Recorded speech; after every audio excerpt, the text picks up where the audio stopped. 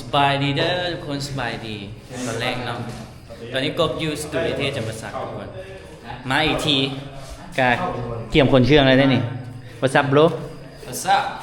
เนี่ยอีกแล้วกำลังเห็นแล้วอะไรนี้อีกแล้วอยู่ได้อยู่แต่ปีเดียวนะทุกคนสตูดิโอง่ายไปเด้ขนเครื่องอยู่นี่เด้เอาไปแล้วเนาะเอาไปหลายรอบแล้วมีหลายอย่างเมื่อกี้นี่อยู่เต็มนะกบทันถ่ายคลิปว่า GX2 กันมาเนาะกูดมีแบงค์มีอย่างอยู่ในห้องว่าสิมาเฮ็ดเพลงอยู่สตูดิโอเหลือแต่ห้องเปล่ากบกำลังบอกว่าแซดฮาบอกว่าไอ้ที่ขอใส่สตูในเด้อใส่อัดเพลงกับกูดเอาเลยไปใส่รถวะยังแต่โค้งใหม่เลยเนี่ยจะนายไปถ่ายเบิ่งมามันเป็นจะได้คนไปเบิดเล่นเนาะเขาเริ่มมาอยู่นี่ตอนเดือนไหนวะไอ้เท่ปกติเซาเป็นต้นปีเนาะวันนี้มาอยู่แถวๆกับประมาณเดือน5เดือน6โซทุกอย่างสิลงโตสิลงก็ยังบ่ทันลงเตอเถอะสตูบ่ทันแล้วก็ประมาณ 7-80% นั่นแหละกำลังมาเตมาเลแล้วก็สิเฮ็ดให้มันแล้วจบงามสุดท้ายแล้วก็เขาบ่ต่อสัญญาให้สิแลกร่วมกันว่าสิให้เฮาอยู่หั่นแหละเฮามาเฮ็ดมาสร้างมาสามาปรับปรุงให้สวยงามแปลงทุกอย่างทาสีทุกอย่างทั้งเก็บสีแปลงทุกอย่างเลยแหละแม่นผู้ใดเบิ่งสภาพตอนแรกจะจืดดอกเอาก็เลยแบบโอ้ยเสียความรู้สึกหลายบ่ได้ต่อเนาะแล้วก็ได้ไปอยู่เมืองใหม่เนาะทุกคนเจ้าอันนี้สภาพก็จังซี่เนาะทุกคนอาจจะหกจะเปื้อนแน่เนาะตู้เย็นก็จะเอาไปเบิดนี่แหละเครื่องก็บ่ลุงตุ้งนางเริ่มเก็บเครื่องเดี๋ยวขึ้นไปเบิ่งชั้น2เนาะเบิ่งกบก็ไปเที่ยว2 เดือนเนาะทุกคนกลับมาก็ตกใจครับพากันเริ่มย้ายไปแล้วเด้นี่ก็เป็นห้องเก็บเครื่องเนาะอุปกรณ์ต่างๆสีนี่ท่าไม้หมดได้นี่ทุกคนสีพวกนี้ท่าไม้เนาะผู้ใดจื้อกันโครงไม้โอ้เรียบร้อยเหลือแต่โครงไม้เลยอันนี้นี่นะหากระติดเนาะอันนี้แผ่นอันนี้นี่แผ่นดอกแผ่นด่านแผ่นซับเสียงอยู่เทิงลอกไม้เมิดเห็นป่ะทุกคนนี่โครงไม้เนาะ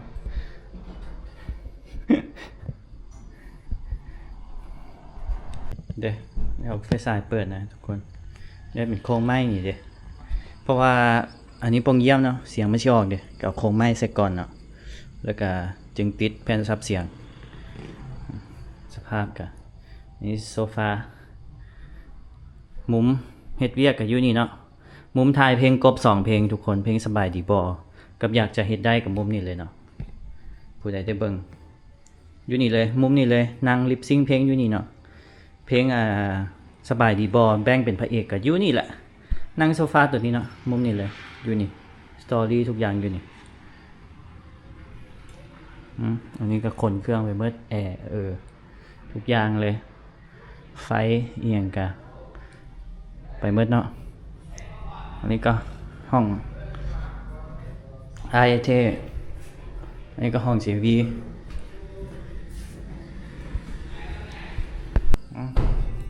กูดกับอัดเพลงอยู่นะทุกคนเดี๋ยวโอ้เป็นยังไงอาจจะตื่นเสร็จโอ้คือว่าไปอยู่3 เหลี่ยมมาแมนอยู่3 เหลี่ยมมาว่าเดี๋ยวนี้กลับมาอยู่เนี่ยทีขึ้นฮอตตาเจดิฮอตตาเจ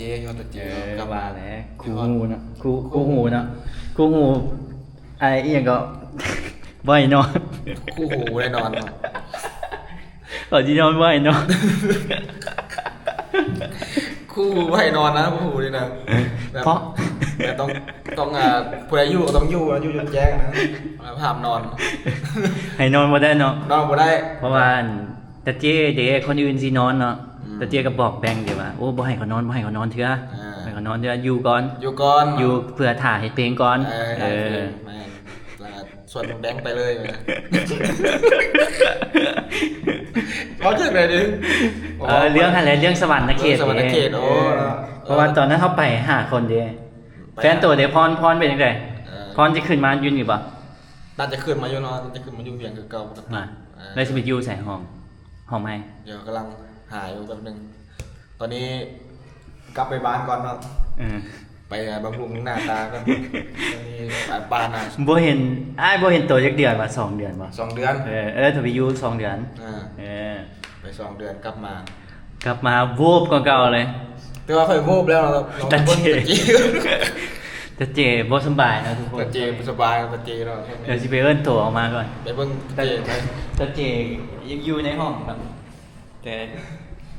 กูดอัดเพลงอยู่กูดเจกทูอัดเพลงอยู่เพลงใหม่กับกบนะทุกคน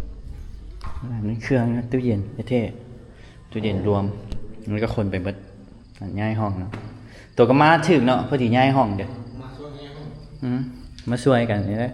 เนี่ยพวกนี้ อันนี้มันเปียโนเขาเอามาแตะปากสันตอนไปช่วยโรงเรียนเนาะก็จะให้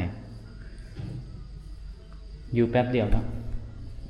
กูดอัดเพลงอยู่ในห้องเนาะตอนแรกกบที่ขึ้นไปเฮ็ดอยู่สตูไอเท่ว่าสิยืมสตูยืมไม้แต่กะบ่ฮู้เด้บ่ย้ายเด้อันนี้กะเดี๋ยวสิเข้าไปช่องแต่มันเป็นห้องนอนนะทุกคนเดี๋ยวสิลากโต๊ะแต่ละคนออกมาเนาะคือกระพริบอ่ะหลายคนก็อยากให้ทายกับเจกทู่กับกูดเนาะอยากกูดกับมาว่างัวเจมสิมาหรือเปล่าเนาะทุกคนกับเจมไปฟิตเนสช่วงนี้เนาะเจมเฮลตี้เด้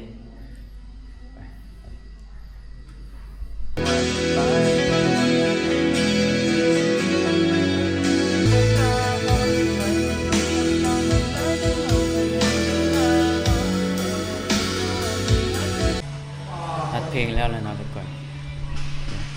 อยู่หันเจ๊ก็บ่อยากเข้ากล้องเพิ่นบ่อยากเข้ากล้องเพิ่นว่าเพิ่นบ่รอใจโพดไปเดี๋ยวเจอกันไปก่อนแบงค์แบงค์กับเข้ากล้องกับแบงค์ติดป้อมอยู่เนาะเพลงเกมเด้อยู่นี่แหละเจ้าไหนก็ได้ขนเครื่องได้ฮะไปก่อน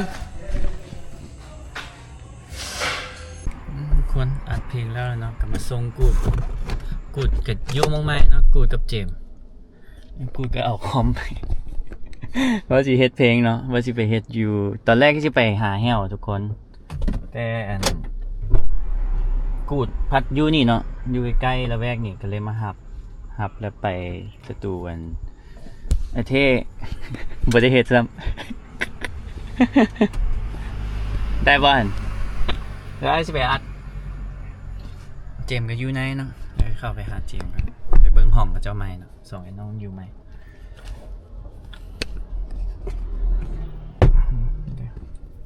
อยู่ใหม่กับอยู่ละแวกในเมืองนี่แหละทุกคนอันนี้เซาเนาะเดี๋ยวไปถามเบิ่งค่าเซาเท่าไหร่อันนี้เป็นบอลเจมกับกูดอยู่นะอันนี้รถเจมเลยเจมไปใช่วะอยู่มี2 ห้องนะทุกคน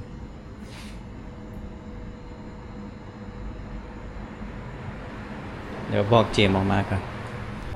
อันนี้ห้องใหม่ครับทุกคนห้องใหม่เจมง่ายได้นี่ง่ายดีได้นี่เด็กกว้างดีได้นี่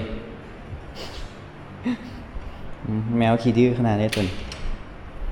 มี2 ห้องนะนี่ก็ห้องหนึ่งโอ้แมวเต็มห้องกว้างได้นี่ทุกคนกว้างได้นี่นี่แอร์ครบห้องแมวอ่ะนี่โอ้ห้องแมวเชี่ยคักได้นี่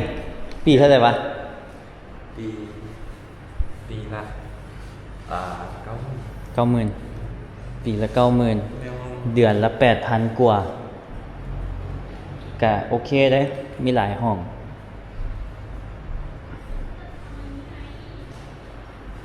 แมวจักตัวโอ้ตัวนี้งามเว้ย